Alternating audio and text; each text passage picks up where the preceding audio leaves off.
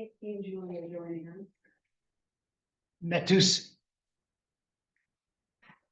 Julia Metus.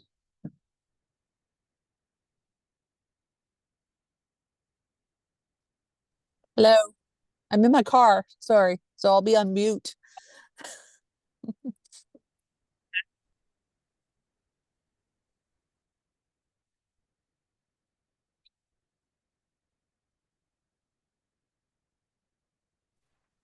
How's everybody on this frosty day? Trying to look younger, huh? Okay, well, good morning, everybody. A few more joining online.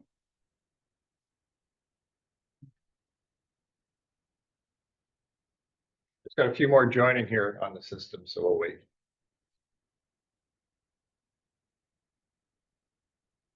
Early evening now. Not till Saturday. I'll wear a sweater. Laughing at my sweater, my Leafs. I'm a Leafs fan now. I've been converted. Just came running in from outside. It's cold out there. Okay, everybody on? Yeah. All right, well, good morning. Good morning. Good morning. See everybody here and online. I know there's questions still on what's the market doing? Well, besides being snowed under, I can tell you there's been lots of showings that were canceled over the weekend, just talking to different brokers and agents, and I'm sure some of you may have had that as well. Very normal. Okay, so again, we talked about how this is going to delay sort of the market with political environment, with the uncertainty of what's going on. Now you add in the snow, and the snow is everywhere. It does slow down the activity. So if you're seeing that, it's just normal, okay? But what can you do with the fact that we have all this snow and we actually have a winter? What can you do? You just call, checking in. Checking in. And when you say checking in, Alan, what are you referring to?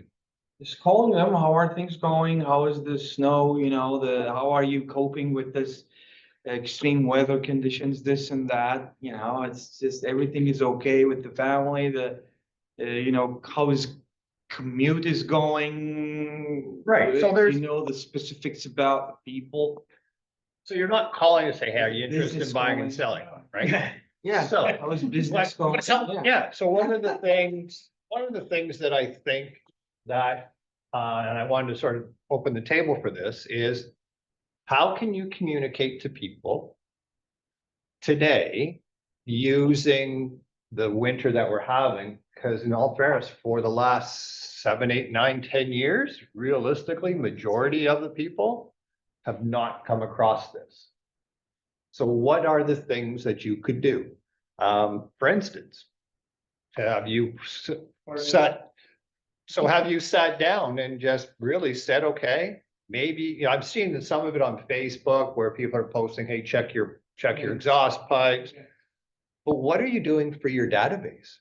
It's great that it's on social media, but are you the one that's sending that message? So I just went online literally in less than 4 minutes, and I've got a whole list of winter home maintenance, before winter sets in, during the winter, stay on top of the maintenance. And my opinion is you should put together depending on your client database, you're going to need one for, checking in on people who maybe are seniors and maybe they can't get out. Right? So why not check in on them and say, hey, you know what? This is an unusual winter. Just checking in to see if there's anything you need help with. Like, do you need to get somewhere? Right? Yeah, even if you have to go there and do it yourself, or hire someone to do it. Like, take advantage of the situation and be the supporter, right? Not there to say, hey, buying or selling, but it gives you another opportunity to talk with them, right? So I highly recommend that, and as I say, I just went on and pulled off a bunch of these. And it's everything from, obviously checking the winter, making sure your pipes are clear from the snow. There's also the whole idea of, people are not sure of, what do I use sand? Do I use salt for ice melt? I have pets. I'm afraid of the animals. Why not get a little research on? Because I know one of the places we were just at, when I was there, somebody was coming out of Home Hardware and someone was coming in and says, I've got all this ice that because of all these icicles that are everywhere.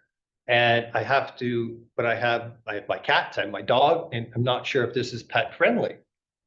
Why not then just put out, hey, here's the different scenarios if you're going to use any type of ice melt, right? So I just thought it would be important for, and does anybody actually have a list? Like Elroy, do you have one? I know you're pretty involved with the community. You're on mute. I don't have a list like that. We've given up on melting ice. We just step over it now with snowshoes. Yeah, yeah. Good for you. Good for Keep the you. door clear enough that we can actually get out the door. Yeah. Well, I actually, one of these tips was, somebody didn't realize that their door actually opens out. So they were snowed in. Yeah, my porch door opens Yeah. out, and until they. So guys come to so clean, they I couldn't can't get out. Right? So like those are things that use this, and it can be for condominium. Again, it's going to be the fact of, are they able to get, like, so you may have people that are in a condo that can't get to some of the services that they need, can't get to some of their, or they're struggling with the fact that they're actually indoors all the time, right? And it's just maybe, hey, how you doing? And then I think it's an opportunity where you could check in on people, as Alan was saying, but do it in such a way that you're going to give some value. So when I saw that one on Facebook, I'm thinking, why not be the advocate for this on your socials as well? And make sure that it gets to your database, and either by an email to all of them, making sure, or direct messaging them so you can communicate with them. And just say, hey, just want to let you know, this is a very unusual winter, and a lot of people forget about the things that you have to maintain and take care of when you have the winters and the deeper temperatures, right? So, any other ideas? I do want to call on Alroy again, because I know he put this in the WhatsApp chat. He's been having really good success with promoting events in the community. Alroy, do you want to talk a little bit about that and how you structure that? Yeah, it's simple. I mean, it's actually pretty easy. We've got Simcoe County that has the big website with all the local events in different towns. So I just pick out the top 3 that are interesting and put them on a weekly newsletter that goes out Thursday or Friday to my database. This is what's going on in town. And, it's stuff like snowshoeing events at the Y Marsh, or a restaurant's got a big promotion on some sort of dinner maybe somewhere, or the Midland Cultural Center is known for all the local artists, like the little guys that are not really well known. They'll put them out there. So, they'll have an event like a singer or whatever at the Midland Cultural Center, or some sort of play. And that's been getting good traction. I've had 6 people now reach out to me, say, thanks for the newsletter. These are great. I'm like, wow. Like, simple thing like that, you're not selling them anything, but say, hey, this is what's going on around town. Yeah, that's a good point. And that can be done in any community. It doesn't matter. Small town, big city, like there's definitely, you could put that out, and be, more specific about, hey, here's what's going on, right? Now, as far as contacting your database, that is where, again, you've got to be consistent with it. But this is just another aspect of where it's information, right? You're not asking them to make any decisions on anything. You're giving them and providing them information that they may not think about. And you are being a good Samaritan by checking in on them. Okay. And again, it's non-intrusive. But if you're not going to be willing to do if someone says, hey, you know what, thanks for checking in. I'm really struggling with trying to get somewhere because make sure that you help out, right? Don't do it just because, okay, Scott said we had to do this.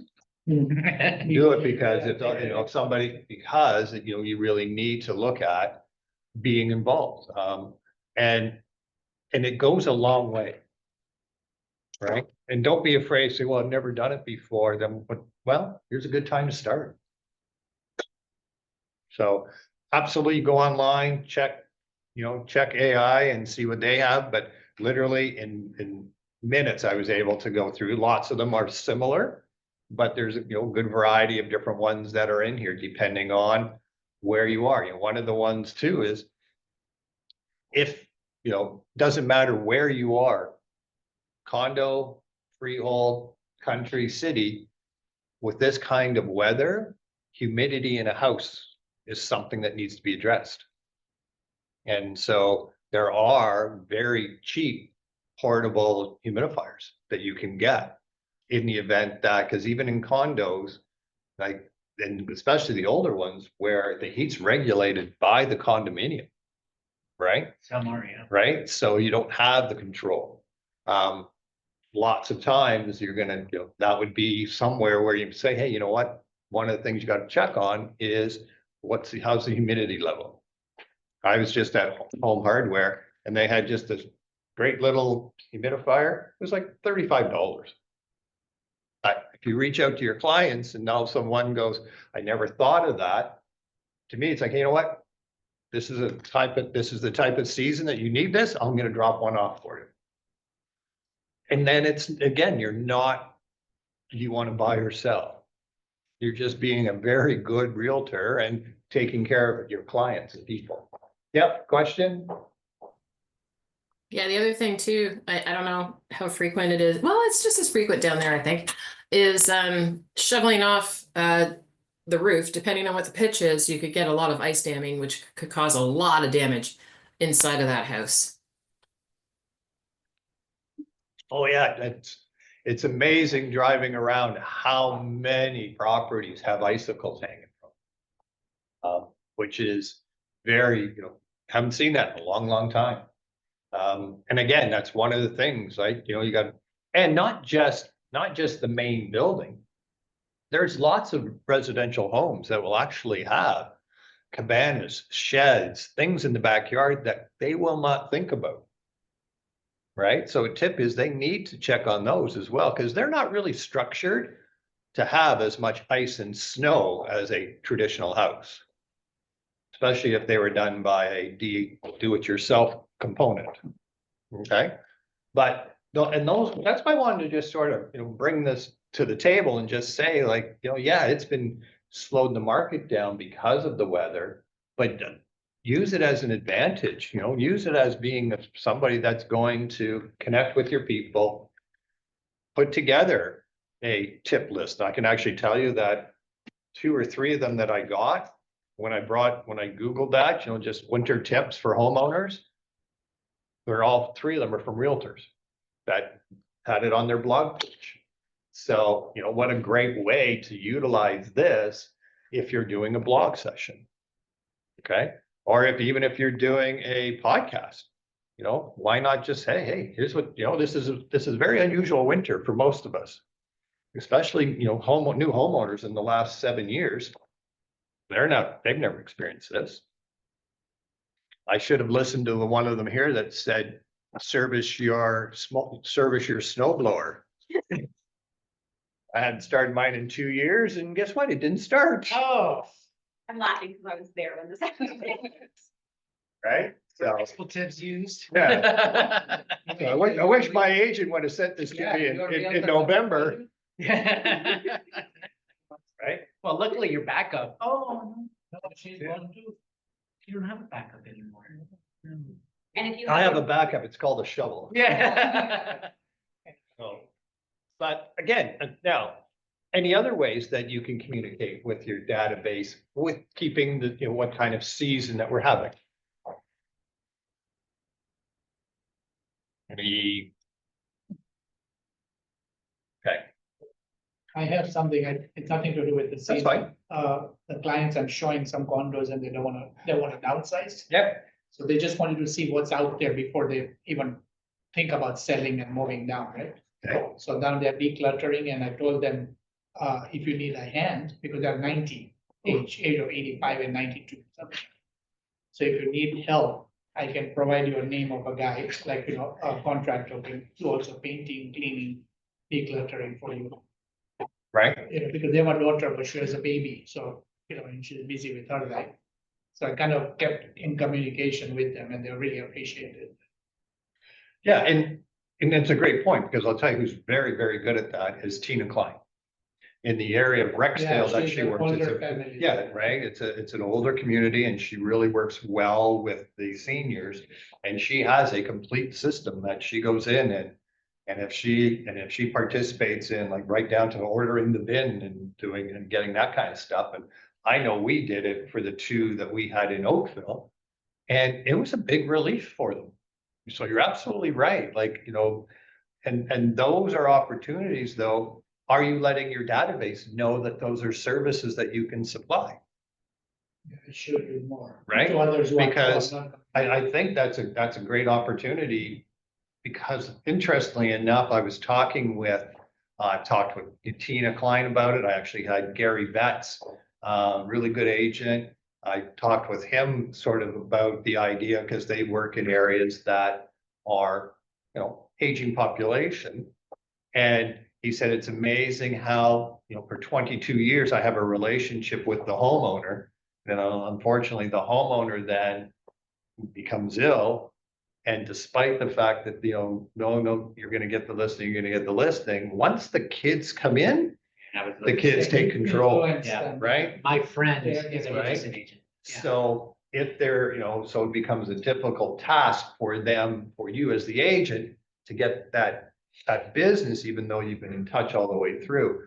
So again, one of the things that you may want to try and do is, if you are communicating with one of your clients that is in that position or soon to be in that position, ask them for permission to contact the kids, or just get them to say, would you mind passing this on to your children, or to whoever is going to be looking after your affairs, just in case, so that they then can start receiving the information.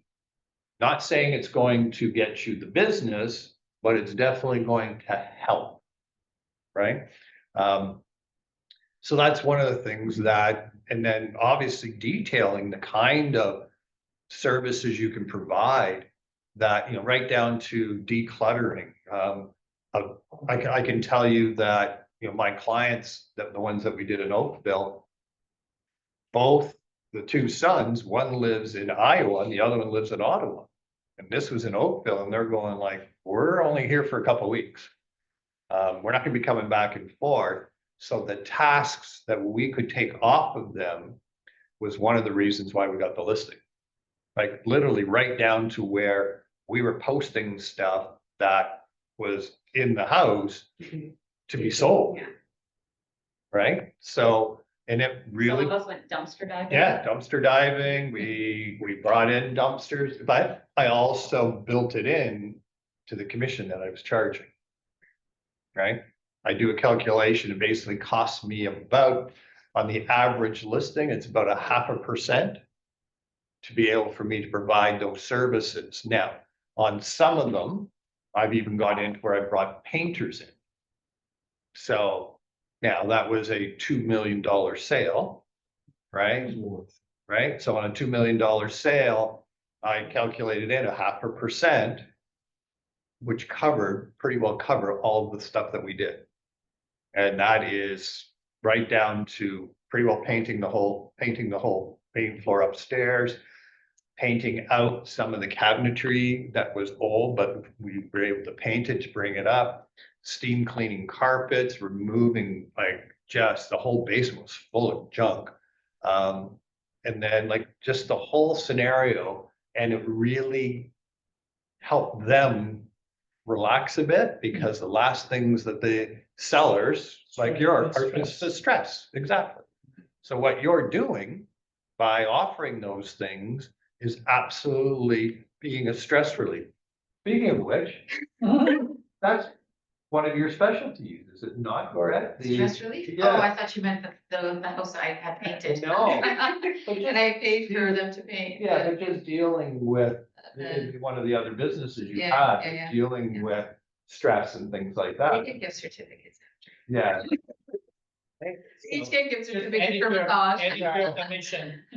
Right? So anything that you can do that from a client perspective is They help appreciate them, it. right? They appreciate it. But are you telling your database that you do this? Or is it just a one-off? Yeah, one of. Right.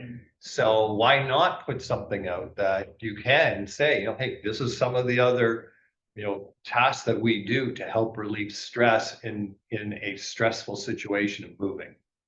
For not only you, but other family members. So once again, one of the condos I sold at Young and Finch last year, Yeah. toward the end of the year, she was gonna renovate. So she's so busy, she said, I don't know how I'm gonna coordinate. And I said, here, take a lockbox, put it on the stairwell with the permission of the security and whatever, and keep your key there, so your contractors can come in and out. Oh, wow, Yeah. she was surprised, $45. Yeah. And I left, I never even asked her back. Yeah. Whatever, like, so she really appreciated that. Wow, I said, I would have never thought of that. Otherwise, I have to be home, I could be in the shower, they come in, you know what I mean? They can come in and out. So why not let your database know this is one of the services that I do?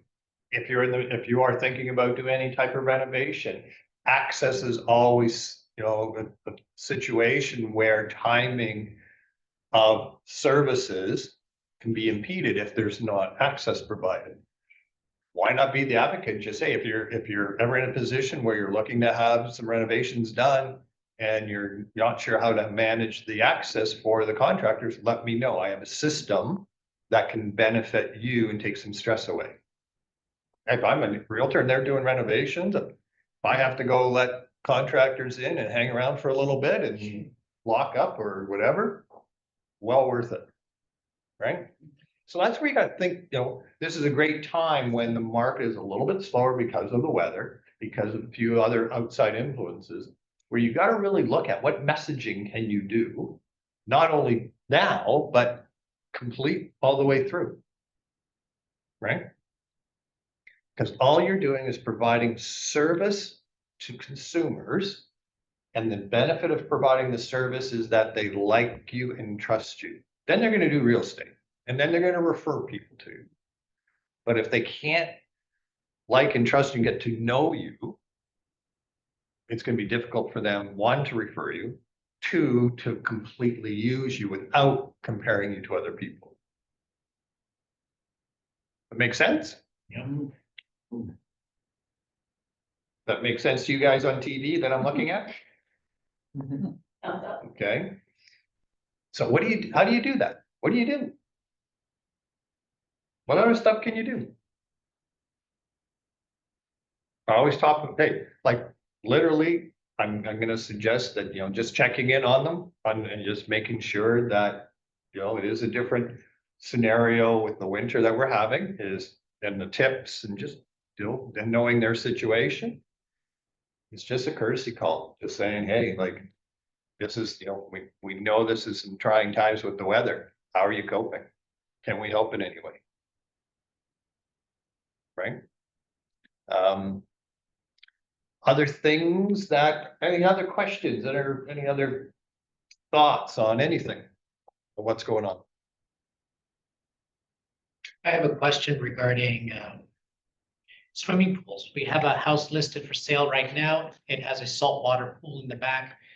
My question is, if we get an offer, and how do we structure that pool? Because clearly you can't inspect it right now. It's buried under snow and everything. How do you deal with that? Because if somebody puts a clause in there that they need to check it In spring. in the spring or when the time comes, right? I understand the clause because I read it so I understand that aspect of it. My concern is, Anything can happen. between well, now and anything then. can happen. And how do I know that the new homeowner is not gonna do something, by mistake, they're gonna inspect it themselves, they break something, it's like, well, it's broken, I guess you can only put, I guess you put in the clause by a licensed inspector and things like that, but how do you structure that? Because I find that if somebody buys a house now, today in February. Yeah. And by the time they look at that swimming pool in the spring, let's say May, let's say, you know, that's a long time. Same thing with AC, they cannot run an AC in an. Right, and they inspection. can't run the AC, so how do you structure that? No one would wanna deal with that during that type of, that, No, no, that. so what he's saying is. in No, spring, the new owner will not touch anything. Yeah, he would be afraid enough not to touch and not to deal with it. He would just leave it and wait for that time to come and get your guys, the sellers, to get everything, up and going. I think that's what you assume, or you can just put something there, but. Anybody down with this situation? Yeah, and done. No, but couldn't you put in the clause too, just as a, like a fear tactic and just say, that no one can tamper with it between now and. Yeah, but how do you prove it then? How do you? No, prove you it? How don't, would you know? don't prove it, but it's Yeah. wording in there that, Just, you know, make it. instills a maybe- little bit of like, oh, I better not touch it. I better not fix it myself. Okay, Well, and that's the thing, I'm yeah. gonna give you the answer, but I Yeah. wanna find out any other thoughts that you have. And the reason I bring this up, because I want to avoid any future possible issues that maybe I didn't think of, or, a clause wasn't put in there that somebody did experience where all of a sudden the pool didn't meet the standards and now they're being sued. And so I want to avoid that situation. Yeah. All right, so any thoughts from our TV viewers? In that case, it's almost buyer beware. Yeah. Okay, I, anybody else? I'm going to give you the solution. Okay? Anybody else? Well, in my Dunville listing, we sold in winter, Okay, and she did put all these clauses that if something goes wrong, the seller is responsible. They okay, crossed it off and they accepted it. so first is if you're, depending on who you're representing, Yeah, I'm selling. So Okay. I was, yeah, please. depending on who you're representing. If you're representing the seller, you absolutely, if you feel that you got a good product and a good price, so you got a great house, great price, then one of the things you can do is they will, a good buyer representative is gonna put in there that the pool is gonna be warranted right up until a certain day. If you feel that you can take those clauses out, you take those clauses out. But what I would do to reinforce that, you first have to find out who's been maintaining the pool. Is it the seller or do they have a pool company? If they have a pool company that professionally closes it, get a letter from the pool company just stating that at the time that they closed the pool, everything was working properly. Okay, so that can reinforce the fact that up until they closed the pool, it was maintained professionally and it was closed professionally. Then you have a little bit stronger case to say, okay, you know what? Up until then, it's been done. So the seller, if they can get that clause out, there are some buyers that are gonna go, okay, as long as we They'll know. accept that, that- sometimes. yeah, Sometimes they'll buyers. go, okay, you know what? It was professionally closed, We don't- we're okay accepting that. And that's what we just did in Oakville. We sold it, the pool was closed professionally, got a letter from them. Sent that off to the buyer, hemmed and hawed, and we just said, look, it's been the same company maintaining the pool for several years. And they've basically stated there's been no issues with it. So they agreed to accept it. Now, the other thing that we've done as a seller, where the buyers would not accept a clause saying that it would not be warranted, is we as the seller said, that's fine. We will take on the cost of opening the pool with our professional company, right? And get a report from them stating that the condition that it was closed in and that everything is working properly. Right? That's it. So your sellers basically, to open a pool, it's about $500-600. But that way the seller knows that the same people that closed it are the same ones that are opening it, are the same ones that maintain it, and are the same ones that are gonna say, you know what, unfortunately, over the winter, this happened. And then you know that the seller is basically gonna go, my responsibility, I had it professionally closed. So they take a chance on that, but majority of the time, if it's properly maintained, properly closed in the spring, there's no big issues. Okay. So that is another way that you alleviate the fact of anybody messing around with it, trying to open it themselves. Yes, that's Right? right. And they screw it up, for a very small fee. Okay? So I've used that, and yes, sometimes the sellers go, well, Scott, like, we really don't want to have to worry about it. I said, well, in all fairness, to get the kind of money, pricing that you're getting to get your home sold, this is very, very reasonable to do this. And you know, chances are nothing will go wrong, but chances are something still can go wrong, even though it was perfectly closed. I've right? had that Like your situation. stove could stop working tomorrow, Yeah. dishwasher. What does that mean? Yeah, so there are ways that you can certainly do that, and in that same clause, if there's any major, if there's any repairs over and above normal wear and tear that are different than what was in the, during the previous season and closing period, would be the seller's responsibility. Because it is as is, I Right. mean, there's no warranties, right? Right, Is it- so, but that, in this particular case, you will get some buyers are gonna go, I'm not touching it, because in their mind, a It's already pool, wrong. a pool is nothing but a money pit. Mhm. And it's far from, now, I've owned a pool for many, many years, so I'm very, very, very knowledgeable on them. So they're not that expensive to run. Plus, with, the cost of actually, depending on the type of pool. If it's concrete or versus liner, then there are different issues, but, there's very minimal stuff that can happen. So I'm quite confident with my seller saying, hey, you know what? It's been maintained. Normally, to get your people to start it up, and then it's done. So that's what I would do as a seller. If you couldn't get the buyers to accept it as being as is. Okay, who's got a question? Nancy? Nancy, sorry about that. No, no worries. Would you consider withholding funds until the pool's open? No. Okay. Fair. As a buyer, yes. As a buyer's agent, absolutely. You could put in there, until the pool's open, we're holding back $10,000. Yeah, that's what I'm saying. Hey, if you open a pool and the pump doesn't work, the heater doesn't work, you're gonna look at about 3,500 for a heater. To have a pump come in, new filters, about another 2,500.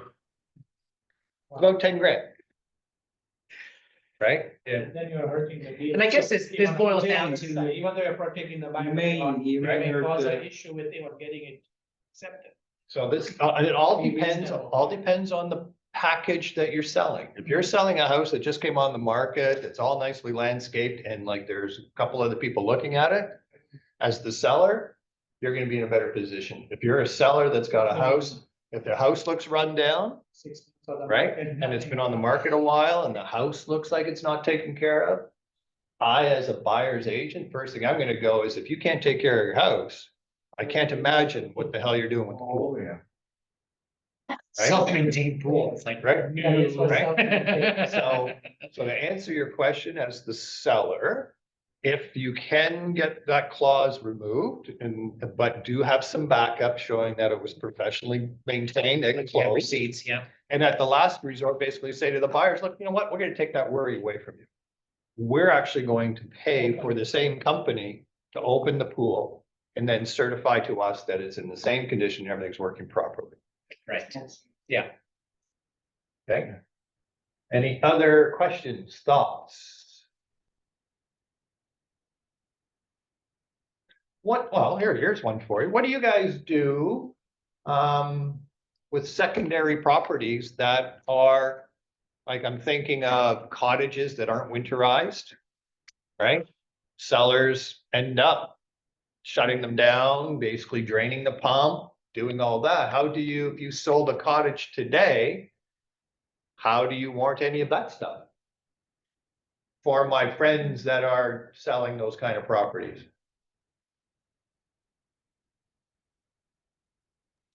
Yep. All right, you're up.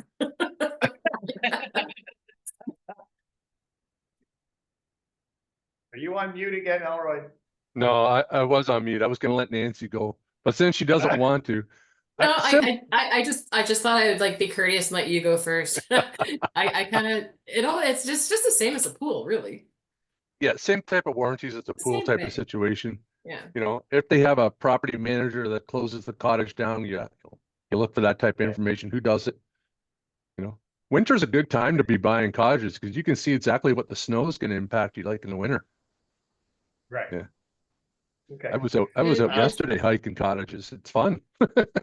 Well, yeah, I've got showings this afternoon in Brooks Falls, but it is essentially the same as a pool, though. Okay, good. So then what do you do with properties that are vacant right now? Doesn't matter where they are, city, condos, townhouses, farms. They're vacant, water is turned off, heat is on minimal. What do you do to protect your buyers? Home inspection. Okay, home inspection's good, but some of the things that could not be revealed in a home inspection, for instance, if you're selling a power of sale, they will not allow you to turn the water on to do a home inspection. So what do you do?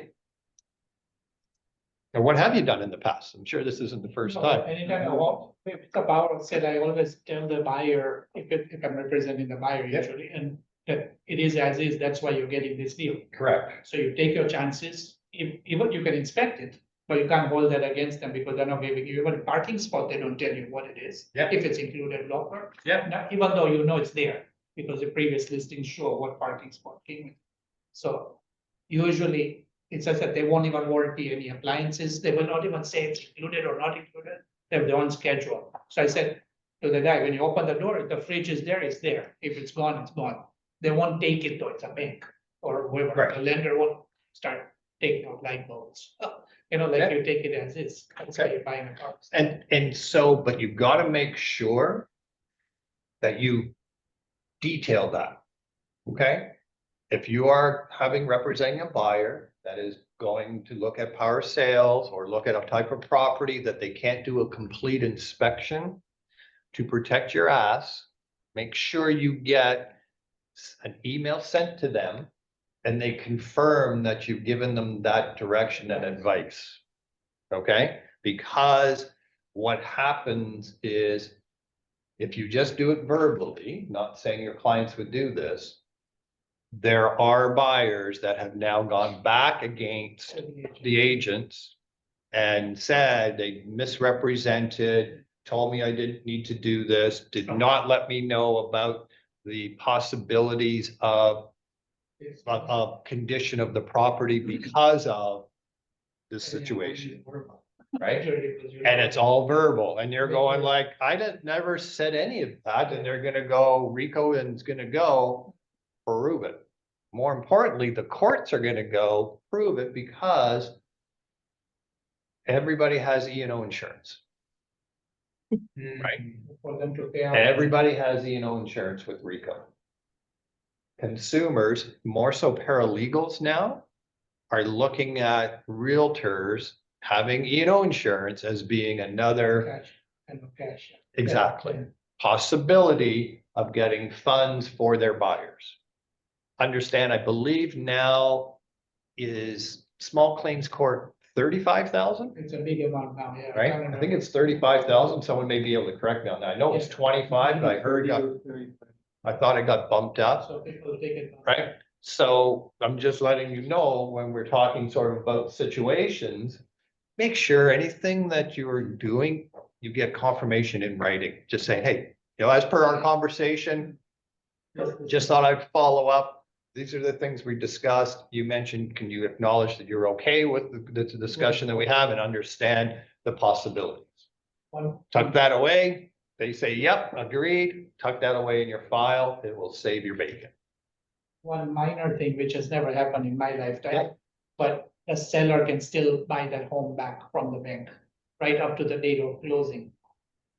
If he redeems himself with Yeah. all the fees and all the costs.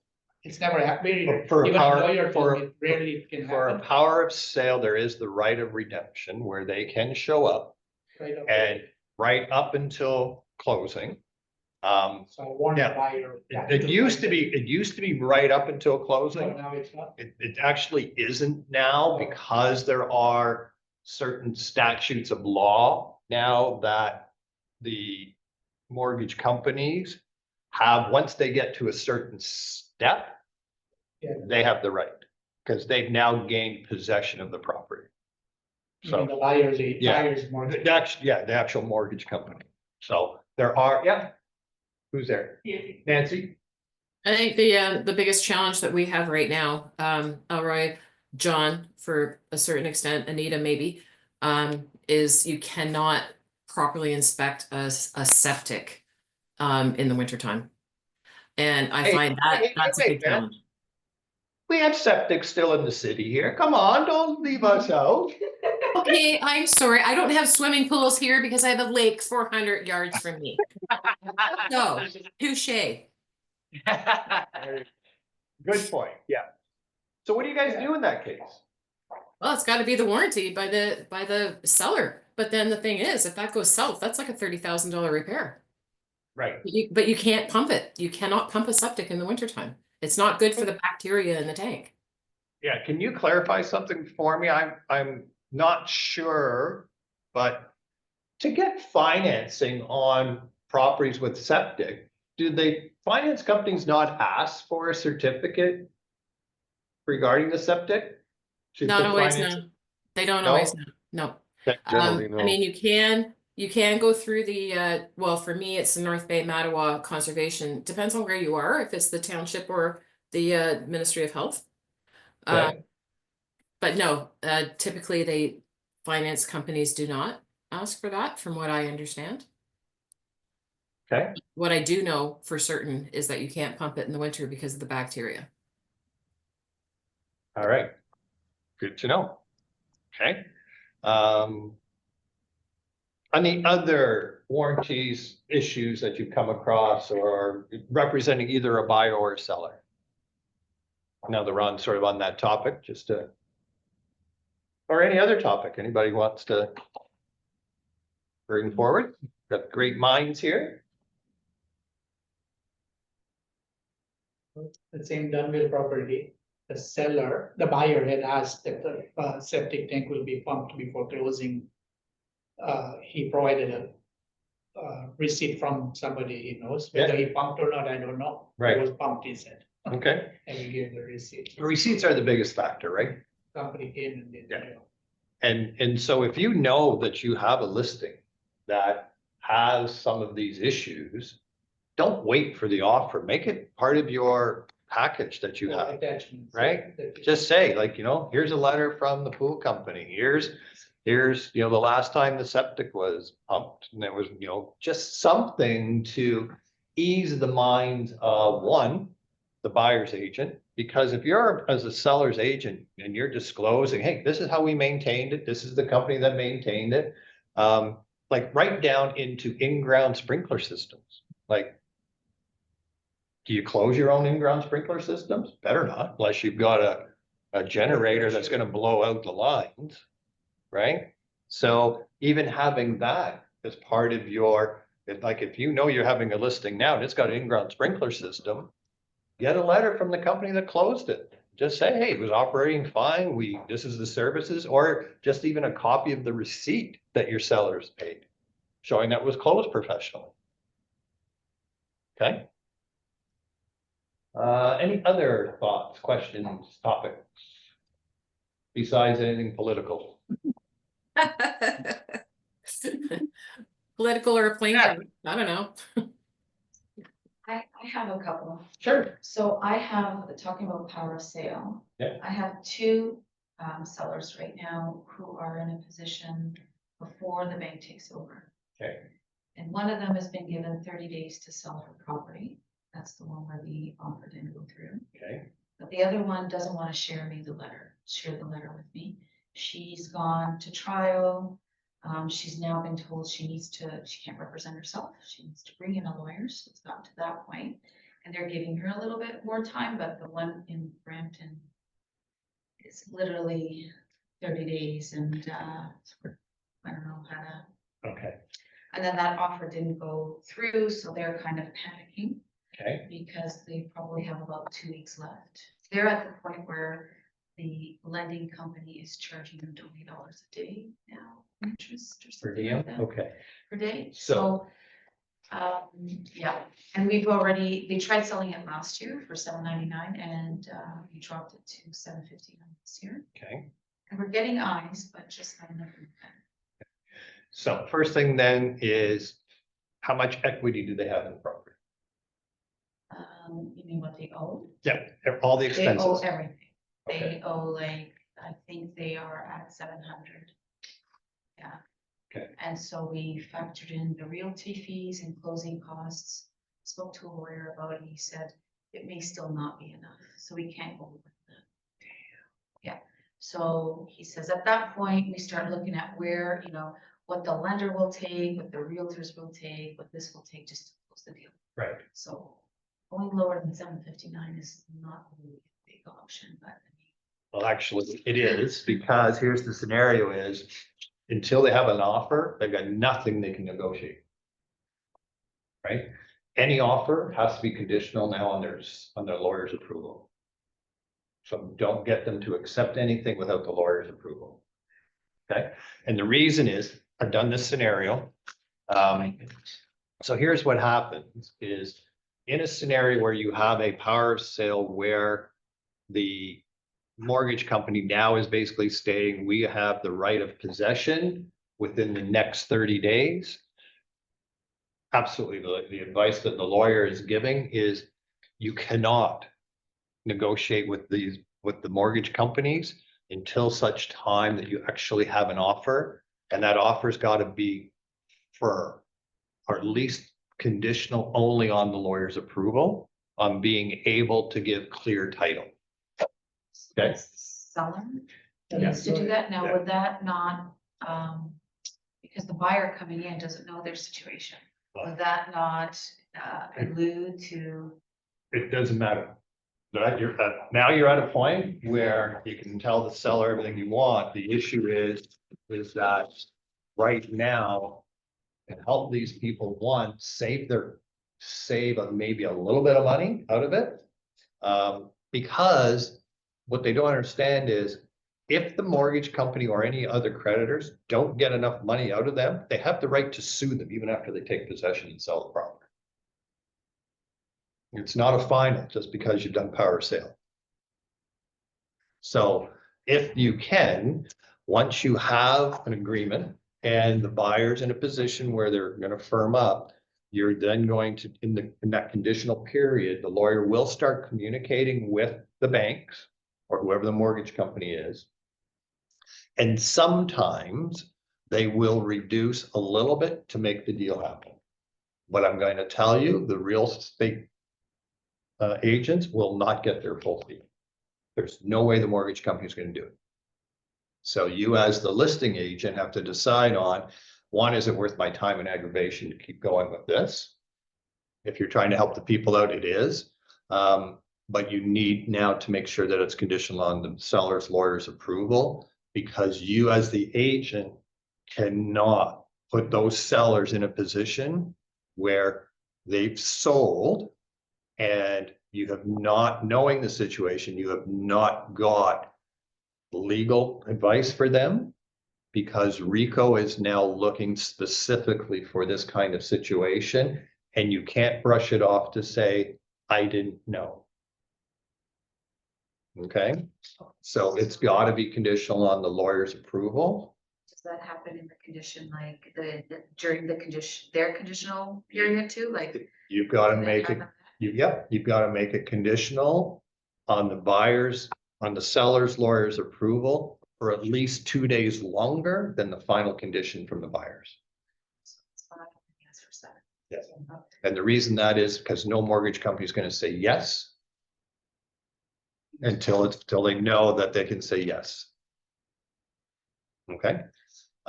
Yeah, maybe giving away some information to the buyer then. I was about to say, The yeah, buyer's agent That's will what say, I'm worried. It's just suspicious, so they'll think either it's a divorce or, or a power sale or something. So maybe we should take advantage of this, like, Okay, so here's my answer. Well, what are the choices? I'm the selling agent. Yeah. And you. Go find another house at this price. Yeah. Go find another house at this price. Obviously, they like the house, Right. obviously. they'll Because put everything the on reason, paper. the reason we're at this price is because these people are in a position where unfortunately it needs to get sold. Yeah. And you have the option right now as the buyer and the buyer's agent to be able to take an opportunity here. If you don't take this opportunity, then I'm sorry, but it's gonna come off the market. And it's gonna go out to everybody else probably in the next 4 or 5 months. 4 or 5 months from now, I'm gonna tell you, it's not gonna be at this price. It's gonna be higher because of the fees that mortgage companies are going to incur. So right now, if you want to go through these steps and have the opportunity of getting this, great. And I can't tell you that you're gonna be able to get it. That's why I need the lawyers. Because unless we can give you free and clear title, you're not gonna be able to close. So that's why we need the condition. Could we, so I've already spoken to the lawyer because I recommended to her, but can we not be proactive and like talk to the lawyer and say, if it sells for this price, what are the chances that everything gets covered? If it sells for this price, get a couple scenarios from the lawyer. The lawyer, sure, you should be doing that already. But the difference, Spoken to them, but I yeah. haven't got scenarios. yeah, because the difference is the lawyer's gonna say, you do know it changes daily. That's what they're gonna say. Yeah. So until you have the actual closing date, then the bank is gonna say, okay, on that closing date, here's our fees, here's our per diem. Oh, by the way, there's an additional lawyer's fee, there's an additional discharge fee, there's an additional. So don't be surprised, depending on who the mortgage company is, and if it's a private lender, Oh, they're gonna add on another 20 grand. Because they're gonna look at the equity coming out and they're gonna create expenses, which they have the right to do, unfortunately. So we have kind of a unique situation. Okay, Anita's currently at her listing. Yeah. And she would like to show it. Like right now. okay, To us. sure. Okay, hold on. Hey, everyone. Hey, everyone. hello. So, I'm really grateful to Scott and Michelle for helping me out with this one. We have, my husband and I, Jason, we've put a tender into the town of Niagara Falls to sell a couple of properties that they've deemed surplus. So I thought you guys would get the first scoop before that goes live. I am here in Chippewa, which is a little suburb of Niagara Falls. We think we're something different, but it's Niagara Falls. So I'm going to turn my camera, hopefully. So this is the Chippewa Town Hall right here. It's on the corner of Main Street, which is a pretty big, busy intersection here in Chippewa. The bridge, the river is just right here, the town square. So we will be listing the town hall coming up on Friday. And basically it's 2,888 square feet. It's deemed commercial, but heritage. So the clock tower, the roof line, all that stuff is heritage, but it's a pretty cool building inside. So I thought what I could do is just show you a little bit about what I have going on here. This is one of the properties we have for sale. So you can see it's the old brick, and we're just getting photographs done today. The second property that we're listing is our Chippewa Public Library. So that's 3,333 square feet of commercial space, and they're looking for it for best use. So on both of these properties, they're not taking highest bid, they're taking best use bid. Scott's seen both of these properties, so he can answer questions as well. And the third property, which is further out, is the Willoughby Town Hall. So I'll send that to everybody once we get going, but that's what we're doing here in Chippewa today. That's the back of the town hall there. So I'll send you guys some info, and hopefully if you guys could share it, I would greatly appreciate it. Yeah, really unique properties, actually, so. How did she say that she got the listings? Well, let me correct that. She got the listings from the city of Niagara Falls. These are surplus listings. But how did you actually get the lead? I curl with the gentleman who's the FOCAO, I don't know, something O. Yeah, Yeah. right? So He's a nice again, guy, but that it doesn't impress me much. But he said that we talked about real estate, and he always asks me questions. So I just kind of said to him, hey, like, I'd love to sell something. So yeah, and because I live here in Chippewa, we live here, this is our hometown. These properties are very close to the heart of people here in Chippewa. So they get very anxious if, when my for sale sign goes up, I might be the most hated person in Chippewa. But, we're gonna sell it. We're gonna sell it to somebody who's gonna repurpose this space for something better than, a vacant building that's just getting older and more decrepit as it goes, right? yeah.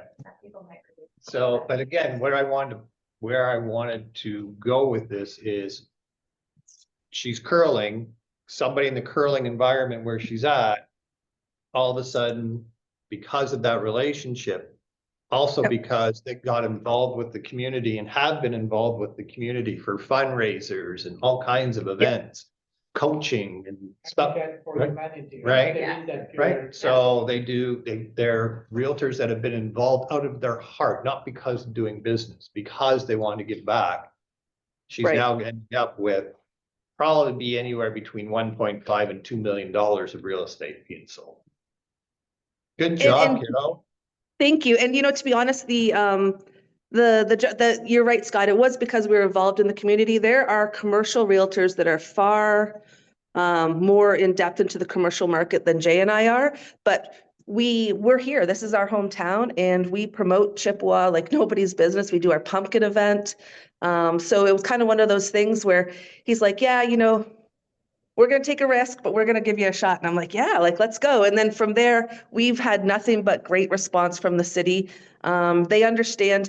They actually did an appraisal on the library building, the library board, and the appraisal came back really, really high, and I was really difficult to come up with that appraisal value. So I went back to them and we worked it out, and I was able to get off $500,000 from the appraisal value for the property. So when it gets listed for sale, it will be a good deal. Yeah, You go, girl. great. Nicely So done. thank you. So I'm going to share this. Once it's all up, we should be listed as of Friday. So Okay. once it gets listed, I'll have to send it to you guys, share it, use my quick page. Because it's a big deal for us here, and it's a big deal to have that city contract. From a Colliers or any of those kind of big commercial dudes. That's a big deal for us. And when you do that, can you send out what you think the best uses would be, obviously being Yep. involved in the community? Did you Yep. see the note that I put out about the other town hall? Yep. The one, the older white one? I think it would be Yeah. I think it would be a great pickleball community there. So we actually ran with that with the CFO guy, and Jason told me that if a public service group wanted to buy that building and turn it into a pickleball, soccer kind of hall building, they would actually sell it very cheap. Very, Okay. very cheap, right? They I just mean- they want to sell that property, and that would be a great use for the community. So, because that's what they're right now, they're thinking, what's the community that's going to use this building or all these buildings, and what's the best use for them? It's for the community, not necessarily for money, right? Can you let me know, can you do some research for me and let me know if what is available for pickleball in sort of that area of Niagara Falls, Yep. Chippewa? Yep, absolutely. Different clubs and stuff? I may have Absolutely. somebody that would look at that. If we could buy it cheap enough, I can see temporarily just putting bubbles in the back of the property for pickleball courts with an access into the main hall. And the main hall just becomes reception area, Yep. community area, things like that. Yeah, we offered it to the firefighters again. Because across the street is the volunteer firefighters for here in Chippewa, and they declined it again. So we even gave them the option of a community center kind of thing, and they have no interest. So I Okay. think that a private venture is what's going to happen to that spot. But it's a 1.53 acres, out kind of like just outside of the Chippewa like main area. But our housing here in Chippewa is expanding by the thousands every year. Well, okay, so interestingly enough, one of Michelle's clients' friend, her friend now, he's one of the engineers building the hospital. Oh, So, and we were talking to him, I'm showing him places last night, and I said I was surprised how fast the new hospital in Niagara Falls is coming. And he said, yeah, he said, we're on schedule. But he said, the interesting part is how many inquiries that they're getting from people that are looking at building now around the hospital. yep. So, Yeah, and which is, how far is the hospital from that smaller town? From Yeah, Will from the where you Willoughby, guys are. from where Yeah. I am right now, I think we're maybe 8K. Yeah, so you're Maybe- not far. So that whole We're community is really gonna not far. grow. Yeah, we're that highway exit of is going to be it's going to be ridiculously busy. So yeah, it's great. That hospital location is actually very centrally located for Fort Erie, Welland, Niagara Falls. The St. Catharines Hospital went along the QEW, and it's great for St. Catharines and Grimsby. But you know, if you're coming from Fort Erie to St. Catharines, that's almost, it's almost an hour to get there. So if you're in a medical emergency, that's way too far. Yeah. So Good. And it's a good location. Yeah, and we talked with them yesterday, and I was surprised they're now pouring the 5th floor. To give anybody an idea, if you've not driven down to see this new Niagara Falls Hospital, if you know the one in Oakville that was built, it's actually gonna be bigger than that. So that gives you an idea on how many people the region of Niagara is expecting over the next 10 years. So. Yeah. So if And you've and got the, anybody- and the housing infrastructure is going to follow very, very quickly in that area too. Yes. Yeah, so if you've got anybody, like, I still believe that corner property, the Chippewa Town Hall would Mhm. make a great sports bar. It would be. Oh, yeah. Make a So good if you real have estate any- office, Scott. Good real estate. So, With a bar. funny you say With a that. bar. All right, Jay and I tried for years to lease this property from the city, and they were like, they just had no interest in doing anything with it. Yeah, I just saw it. I'm like, man, what a corner property. Good spot I for an know, office. right? Wow. Even just to have your signage, right? Yeah, just there's for- a, yeah. there, right. So I joke that I'm going to be the most hated person in Chippewa, but when my signs go up, they're going to be big, and everybody who comes through Chippewa is going to know who we are. I was just gonna say, you better put a big sign on that side of that building. Yeah, the funny part is there's this gentleman who's been trying to farm our area here, and he's got to have spent probably at least $50,000 to $75,000 on billboards in the last year. Like he has like 4 or 5 billboards as you come into town from the falls proper, and he's just like, it's just ridiculous how much money he's spending on billboards. And I'm like, well, here's my billboards. Yeah, great Right. job. Get that sent out. Perfect, I will. Thanks, guys. I have a question Yeah. now, like, how do you price that? So if they're looking at the best use of it, Mhm. what price do you put on it so that people know that it's negotiable? So that's, that's going to have to be given through our communication with the people. So we're listing, I think the Chippewa Town Hall, we're settled around 550 for the property. So the, negotiable highest and best use is going to be one of the first few words in the listing. And they also, so we talked to Scott, and we talked when we met with the lady about getting an offer already set, that the town of Niagara Falls already has an offer that has all of their conditions in it that they're sending to me from their legal department. So basically, I'm just going to hand another realtor the offer and say, here, fill this out and add whatever clauses you want, because this is, and it will clearly define in that offer from the lawyer, that highest and best use of the property. Obviously there's going to have to be some some variations at some point to it, but for all of them actually. But they understand that. Yeah. And there might also be buyers already in the queue, I think, too. Yeah. People have been waiting for this property to come up. And that's why the process of the town or the city is exactly what they're doing. They're making sure that they're doing their due diligence. When Yep. you do this, it's a matter of looking at what is the current zoning? What would the city support if there was a zoning change?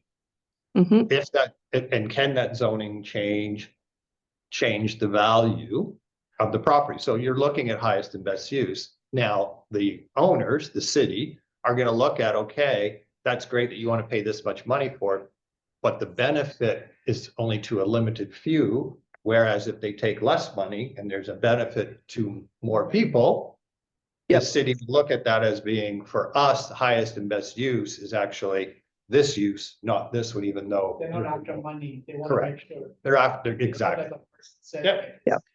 exactly. Yeah, they had to have there's been many, many meetings to sell this property. Many constituents have gone in and spoken at town council meetings. Many have, written letters, voiced opinions. So to have it finally come up for sale is a big deal. Yeah. So, Great. Well, we look forward to All your right. packages. Perfect. Thanks, guys. Bye. Bye. Yeah, so I didn't mean to interrupt the That's conversation super about our exciting. sale, but it was just a unique situation that she was Yeah. physically there. That's cool. Yeah, Yeah, it's I very like that. cool. That's very Yeah, exciting. you had mentioned it last time that you. Yeah. You were going with. That's why I had to change one of the meetings, because when the city said they're available to meet at the properties at this time and this day. Yeah, You run. I ran. Yeah.